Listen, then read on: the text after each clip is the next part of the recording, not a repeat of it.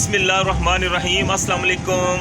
क्या हाल है सना? ठीक ठाक हो? उम्मीद करना तुम सारे वालों सो तक की हमारा YouTube channel AK2PK vlog Mohammad Qasim Irfan नाल व्यूअर्स अज जरा वह तक की कि मैं एक बड़ी अजीब जी जगह पर खलते हैं मीरपुर ने अंदर। अज जरा वह मैं तुसेंगी दस्सां कि मीरपुर ने अंदर अगर जरा वह कचरा किस तरह रोडों ने पर पे और जरा वह इसकी उस तरह खातर खा चुके हैं, कोई इंतजाम नहीं। और असा लोगों की भी गलती है कि असा इसकी कचरे की किस तरह करो चुकी के बैग भरी के तान के रोडा पर से छोड़ने मोटरसाइकिल चलने ने पर गड्डी चलने बाहर फेंकी छोड़ने छापर।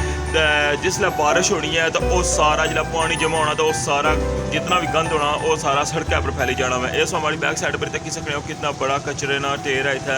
इस तरह अगर मैं कुछ जगह पर की दसा कि जरा वह इसलिए हर रोड पर स्पेशली और उसनी गलियां अंदर जरा वह कचरे ना कितना अजीब जा मंजर है। तो चलो स्टार्ट करने अज ना व्लॉग की दसने मीरपुर नियर रोडा जी व्यूअर्स। इस जो मनाजर तकने पे हो मेन कोटली रोड ने नाल ही जिला गली सो अंदर सोता है F1 जरा वह बॉयज़ हाई स्कूल है।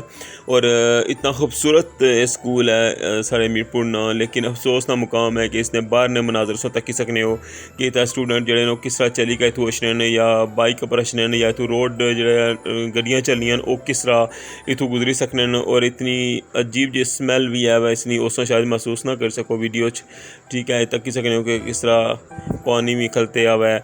और नाल ही जिला थोड़े जे उपर अचने सो तो अगे सो इसनी जी उतराई है उसने उपर तुस अंदर जरा अचने हो तो उतराई विचों तक सकने हो कि किस तरह तू कचरा जरा वै उड्डी के कुत्था तक गया वै ठीक है। ये भी मेन कोटली रोड इसने नाल ही बिल्कुल अगे ओपन यूनिवर्सिटी है व्यूअर्स जिता ये सो मनाजर इस टाइम तकने पे हो ठीक है।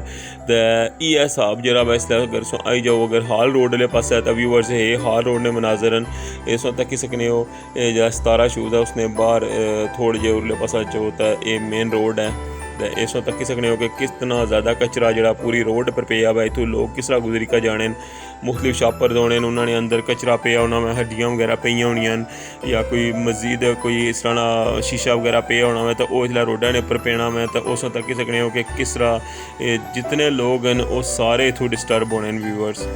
तो इतना कोई इस तरह कोई बक्स टाइप इतना टिकया हुआ है या कोई था कोई दीवार बनती है कोई जिस तरह उसने अंदर ताकि वो कचरा जाए तो उसने अंदरों कोई चुकन।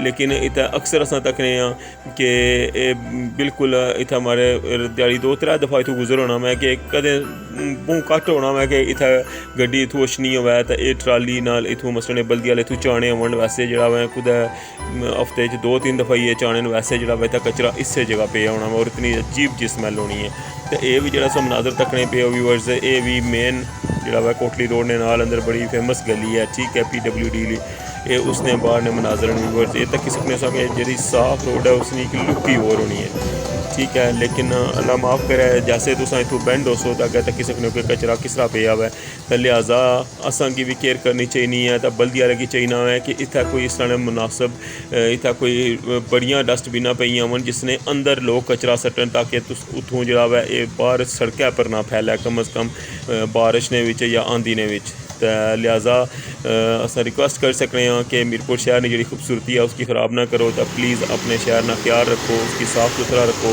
ये भी सामने तुस हार रोड ने मनाजर तकने पे हो इसने नाल टेंट सर्विस भी हैं। तो लिहाजा अज ने व्लॉग हमारा यह पैगाम सी इंशाल्लाह नेक्स्ट व्लॉग आपसे तुसा नाल दोबारा मुलाकात हो सी। अल्लाह हाफिज़।